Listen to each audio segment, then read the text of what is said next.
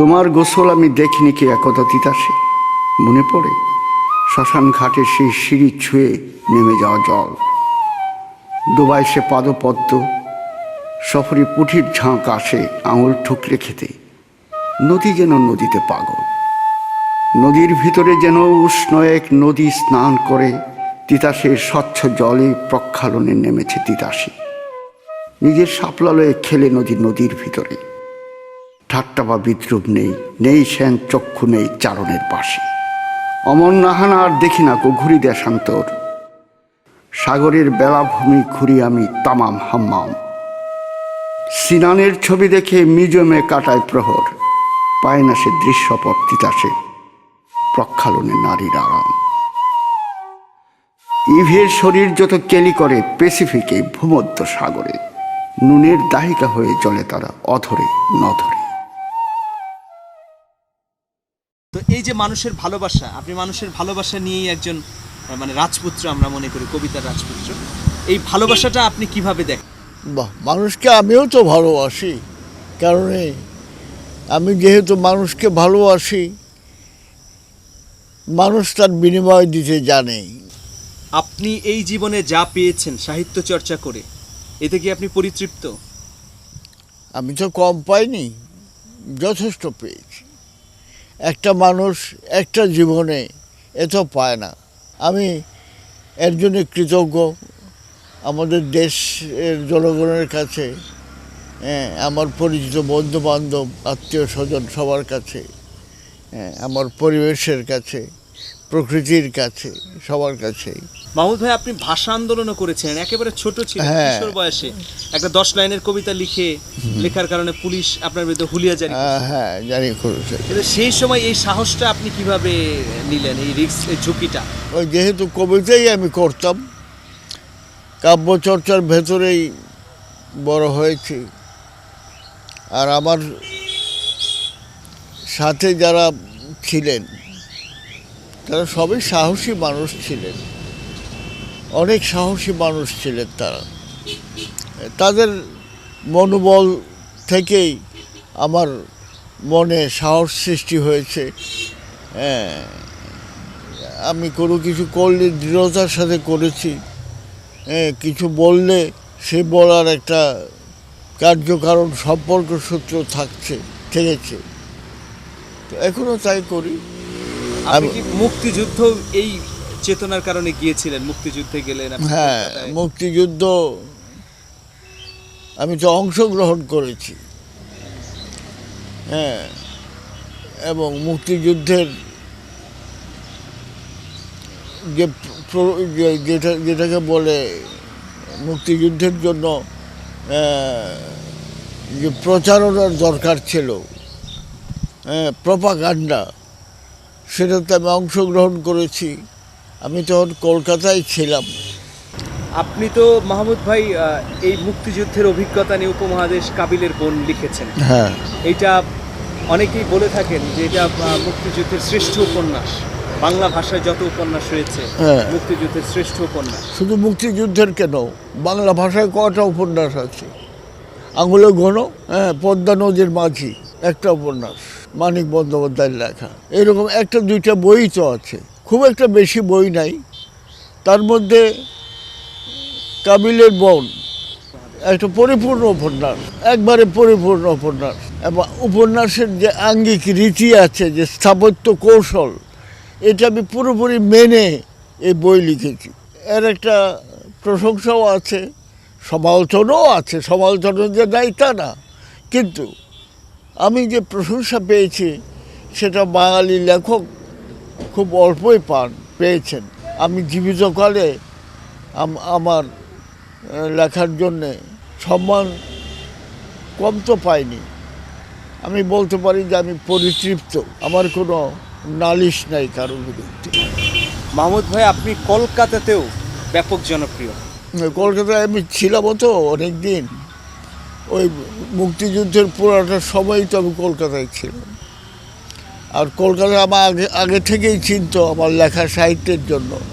অনিমেষ আইচ নামে একজন পরিচালক বাংলা ভিশনে আপনার একটি গল্প নিয়ে নাটক হয়েছে, আচ্ছা, আপনি জানেন কি? হ্যাঁ, ওই অনিমেষ আইচ অনিমেষ আইচ। আমার পারমিশন নিয়ে গেছিল আর কি।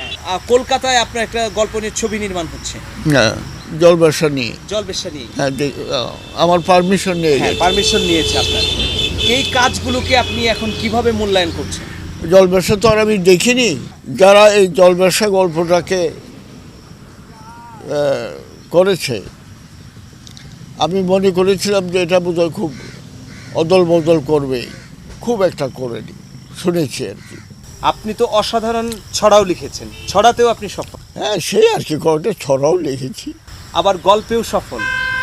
৭১-এর পরে আপনি গল্প লেখা শুরু করলেন, মানে এই ম্যাজিকটা আসলে এই যে আপনি এই যে সফল একজন মানুষ। না, এটা তো ধরো একজন লেখকের স্বাভাবিক কর্ম। আমি গল্প তো আমি ছোট গল্প তো আগে থেকেই লিখতাম, কম বেশি তো লিখতাম সবসময়। এখন সেই গল্পগুলোর কালেকশন বেরিয়েছে, আমি দেখলাম 2 খণ্ডে বেরিয়েছে। হ্যাঁ, ভালোই। আমার মায়ের সোনার নোলক হারিয়ে গেল শেষে, ও হেথায় খুঁজি কোথায় খুঁজি সারা বাংলাদেশে। আমার মায়ের সোনার নোলক হারিয়ে গেল শেষে, ও হেথায় খুঁজি কোথায় খুঁজি সারা বাংলাদেশে।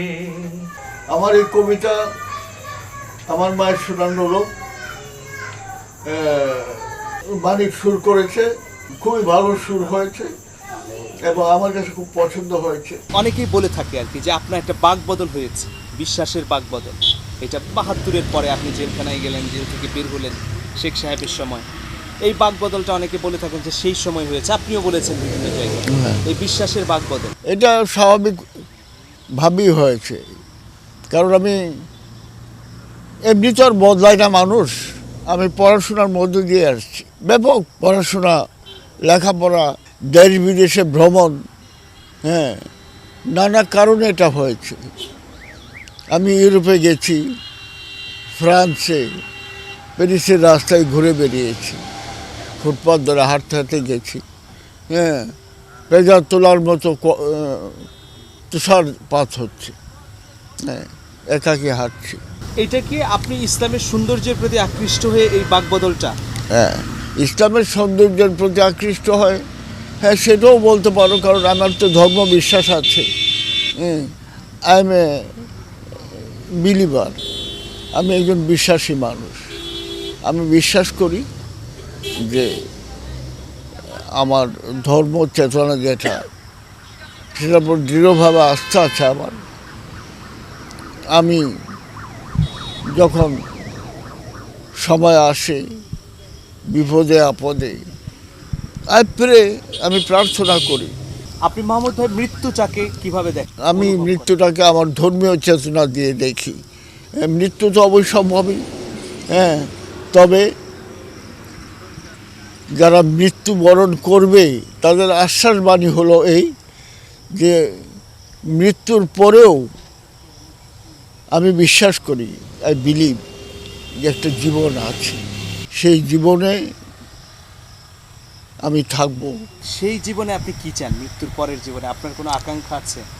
ধর্মীয় আমাদের যে হ্যাঁ, সে তো আছেই, আকাঙ্ক্ষা আছে আমার স্বস্তিকর জীবন, হ্যাঁ, শান্তি।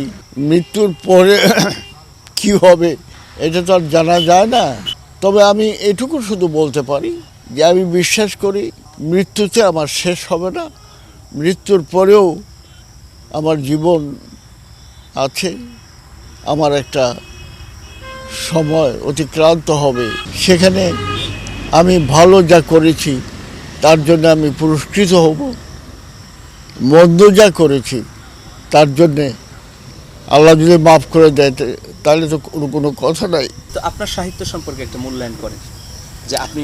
ভাই, আমি তো লিখেছি উপন্যাস, গল্প, কবিতা, হ্যাঁ, ছড়া, প্রবন্ধাদি, এর সংখ্যা অনেক, একবারে কম না।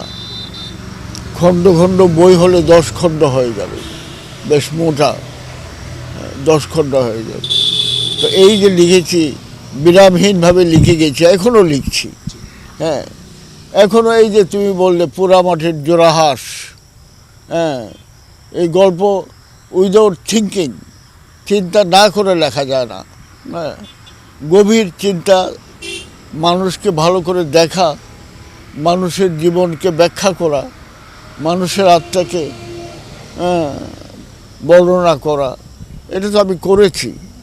আমি যতটুকু পারিছি করেছি।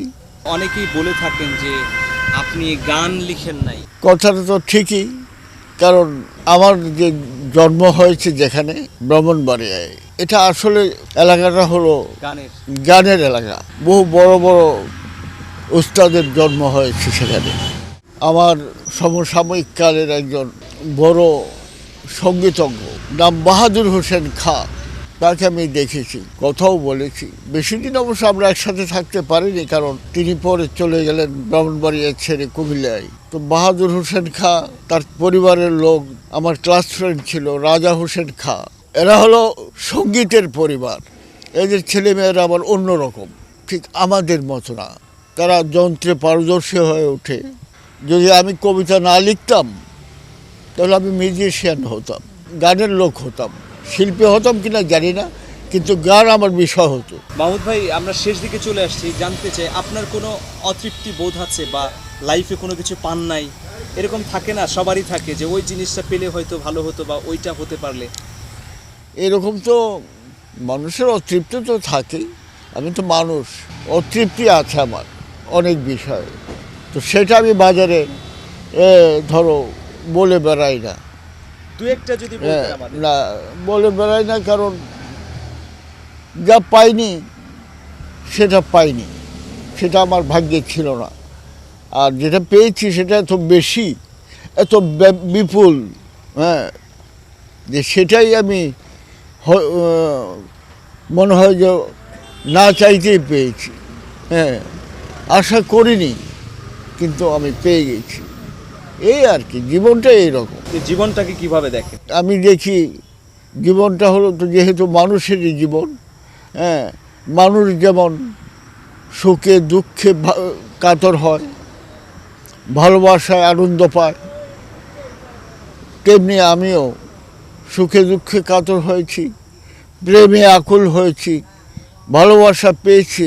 সত্য কথা বলতে কি, বহু নারীর প্রেম, ভালোবাসা, আদর যত্ন, বিশ্বাস আমি পেয়েছি।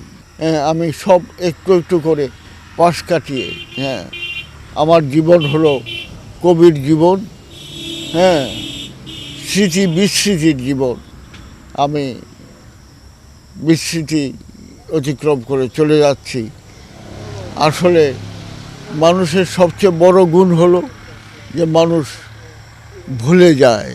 যদি এই গুণ না থাকতো তাহলে মানুষের বড় বিপদ হতো। শেষ ট্রেন ধরব বলে একরকম ছুটতে ছুটতে স্টেশনে পৌঁছে দেখি নীলবর্ণ আলোর সংকেত। হতাশার মতন হঠাৎ দারুণ হুইসেল দিয়ে গাড়ি ছেড়ে দিয়েছে।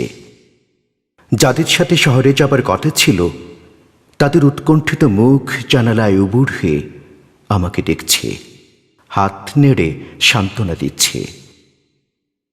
আসার সময় আব্বা তাড়া দিয়েছিলেন, গোছাতে গোছাতেই তোর সময় বয়ে যাবে, তুই আবার গাড়ি পাবি। আম্মা বলছিলেন, আজ রাত না হয় বই নিয়েই বসে থাক, কত রাত তমনি থাকিস। আমার ঘুম পেল। এক নিঃস্বপ্ন নিদ্রায় আমি নিহত হয়ে থাকলাম। অথচ জাহানারা কোনোদিন ট্রেন ফেল করে না।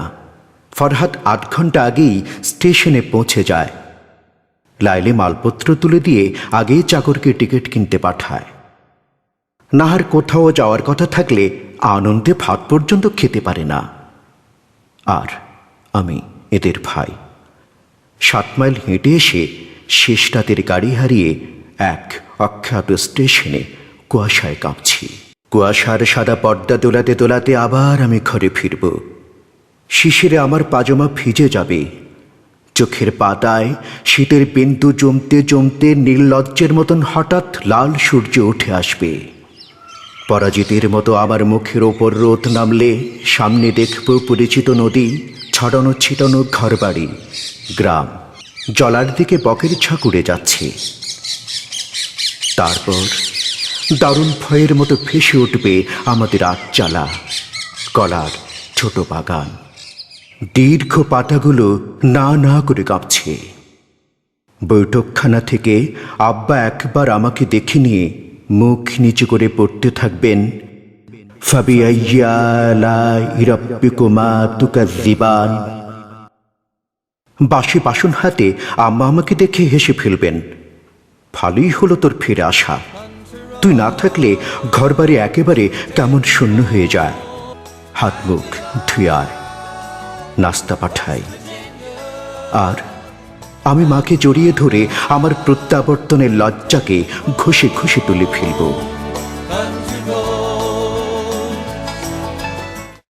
হায় রে পিতলের কলসি, তোরে লইয়া যামু যৌবনায়। হায় রে পিতলের কলসি, তোরে লইয়া যামু যৌবনায়। বাহ, খুব ভালো।